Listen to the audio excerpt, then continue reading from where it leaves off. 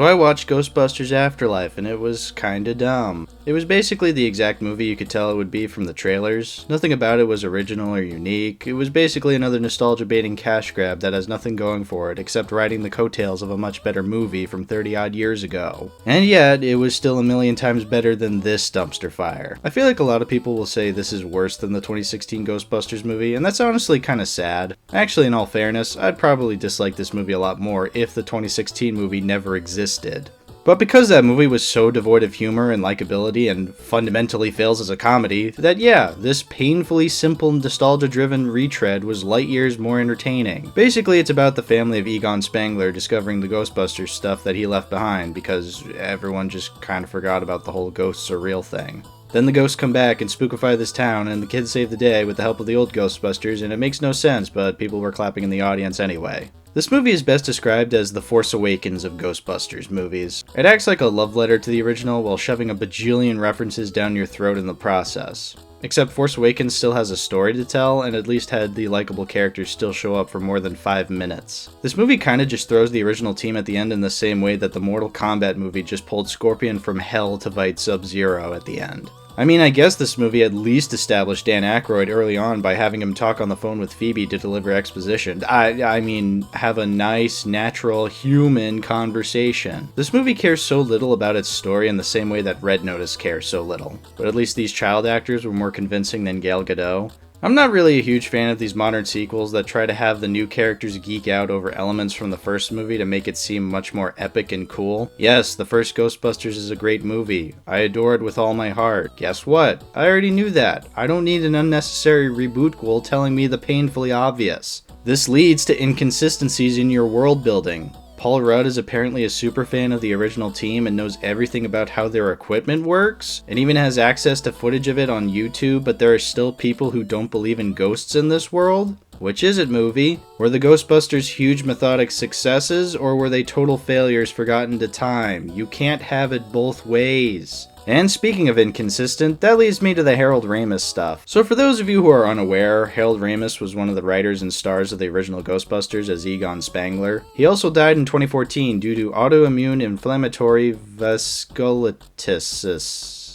a rare disease that involves swelling of the blood vessels. And yet, he's a huge part of this movie, even getting a last-minute cameo. Oh yeah, they pull a Carrie Fisher and actually CG him into the movie. Now on the bright side, he never speaks and it's only within the last 5 minutes, so this isn't that bad. But at the same time, the whole bringing a dead actor back to life for a movie does feel weird. Maybe his estate approved it and I shouldn't be offended on anyone's behalf, but either way, it still feels kinda strange seeing a man who's been dead for years still showing up to please the fans. It's also weird that this movie ends on it being made in honor of Ramis, but they spend the majority of the movie saying his character was an asshole who abandoned his family. Which is it, movie? You can't have it both ways. And if this really was a love letter to Ramis and Ghostbusters as a franchise, why did they only feature the characters anyone who gives a shit about at the very end? The only reason people like Ghostbusters is because of the original 4 guys, so to put the focus on these 4 kids just doesn't make sense. Granted, they weren't the worst child characters I've seen in a modern sequel. Finn Wolfhard was fine. McKenna Grace was fine. That podcast kid wasn't as annoying as I was anticipating, given that his name was literally Podcast. The only new character I had any sliver of interest in was Paul Rudd, and that's only because Paul Rudd is very charming in everything he does. The man was in Sausage Party, and I still respect him, and I respect nobody involved with Sausage Party, so this guy is a true god among men. But yeah, why should I care about these characters when I'd be infinitely more interested in these 3 skeletons? The movie surprisingly doesn't care about wrapping up the story in any meaningful way for these new characters. They defeat Gozer again. With the help of the originals, Harold Ramis's ghost floats to the heavens instead of being sucked into the ghost traps like all the other spirits, and then it just ends. There's a shot of Ecto-1 driving into New York for no reason, and then the credits roll and play the original theme song. It's like the movie is at odds with itself. It can't decide what it wants to be, so it just does everything it thinks it can to be liked by everyone, but it can't really pull off any of these elements. If you've never seen the original movie, or you don't like it, then you'll more than likely hate this. And if you love the original, I guess you'll enjoy the references, but then there'd be no reason to watch it because you could just watch the original. There is the occasional thing I like about this movie. Like I said, I felt more joy watching it than the 2016 movie. I liked listening to the original movie score, but it felt distracting to hear music from an infinitely better film being used here for no reason other than it was in the first movie.